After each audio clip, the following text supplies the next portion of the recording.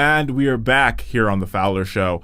Now, when I heard about this particular situation and this particular, story, it really moved me to the point of just anger, disgust. I wanted to throw something at somebody.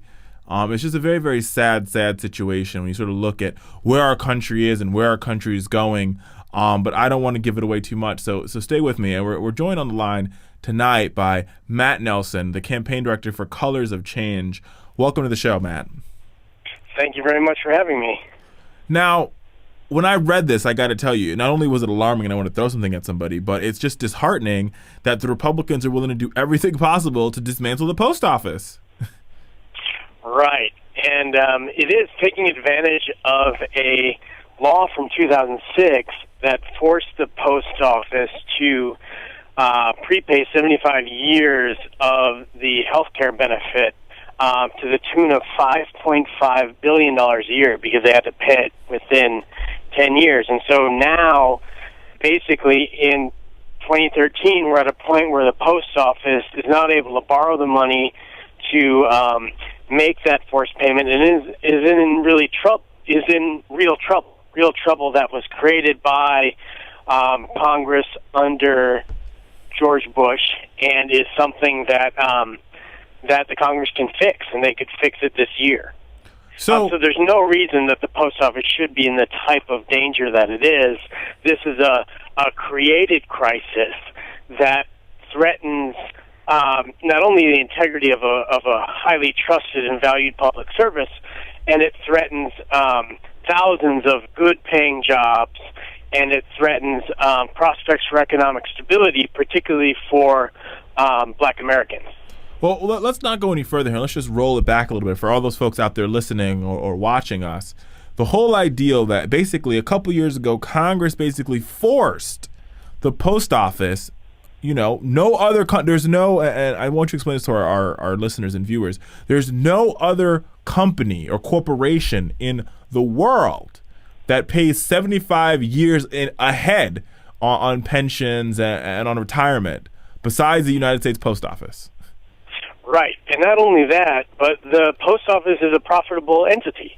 It has a surplus in its pension fund, and the law doesn't even allow, the fact that the post office turns a profit to fill into that payment. They have to do it from from basically what they do to keep going. They have to pay that $5.5 billion a year. So it's highly restrictive. It is very unique, and it points to an agenda to privatize and dismantle the Postal Service.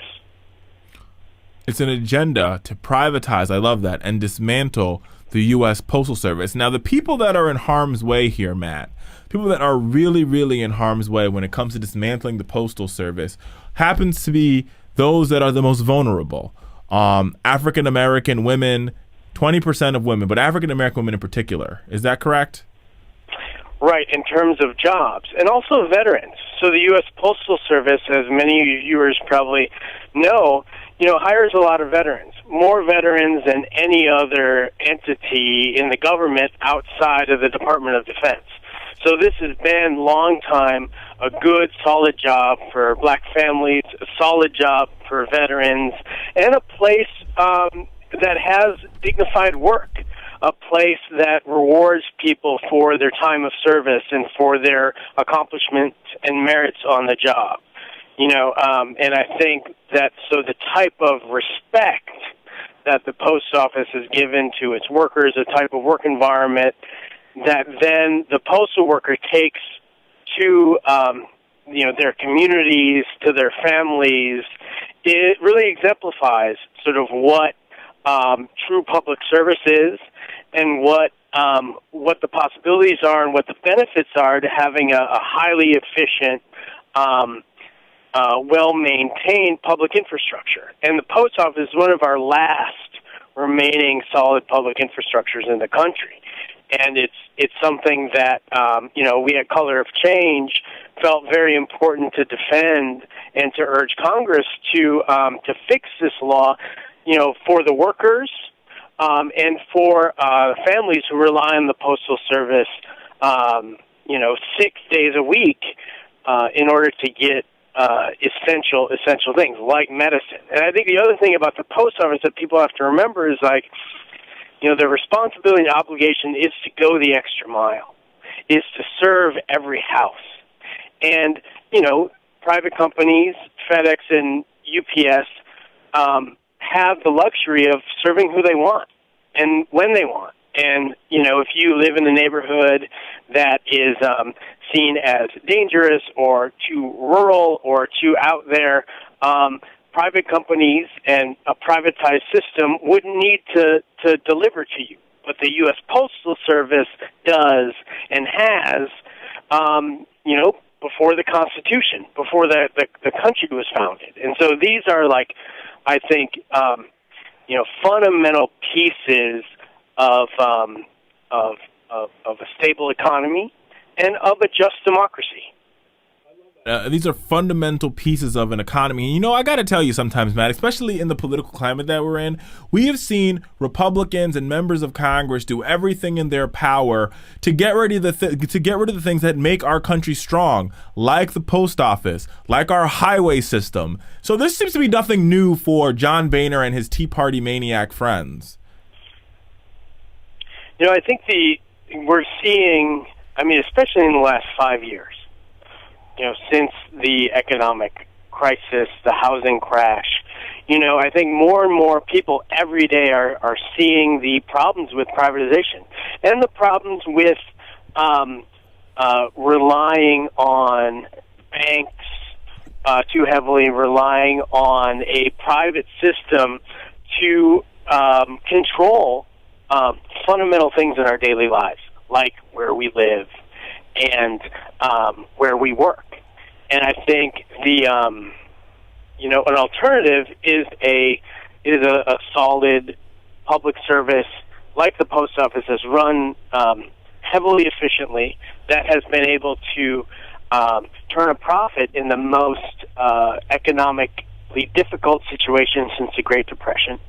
And I think that in these times of real economic hardship for so many people, we need to know that there's a post office, that there's a U.S. Postal Service that can provide quality, good-paying, dignified jobs, something that we can rely on, to get something that folks can rely on to get their medicines, that folks can rely on to have Social Security checks delivered, services that elderly folks rely on. And so, especially in these economic times, we can't be cutting a institution that can do so much good. This is a time where we actually should be investing in good public service jobs that not only help with economic stability for families around the country, but raise the level of structure and certainty and something to rely on in an economic period that is very uncertain. And so the post office has so much meaning and so much importance as as so many things in the private sector, like the banks, have really undermined the public's confidence. I love that, Matt, because I think you're right. Now, what can Americans do, people listening tonight all across the country, what can they do to engage in this conversation and save all those African-American women? Beyond that, just save the good old Postal Service and the stamps that we all love. And what can we do?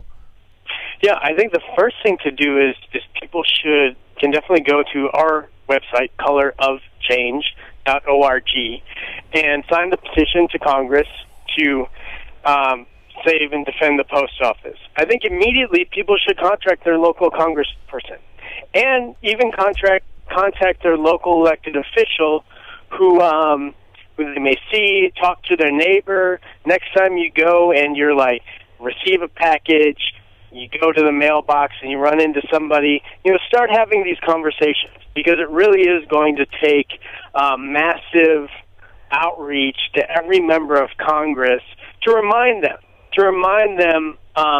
how we can create a stronger democracy, to remind them the importance of economic stability in really hard times, and to remind them that the post office is a vehicle that we all can rely on to improve our prospects in the future. I think you're completely right about that, Matt. We want to thank you so much for being on the Fowler Show. Go visit the websites Color of Change and learn more about what you can do to protect the American Post Office. We'll be right back on the Fowler Show after this break. Thank you so much, Matt.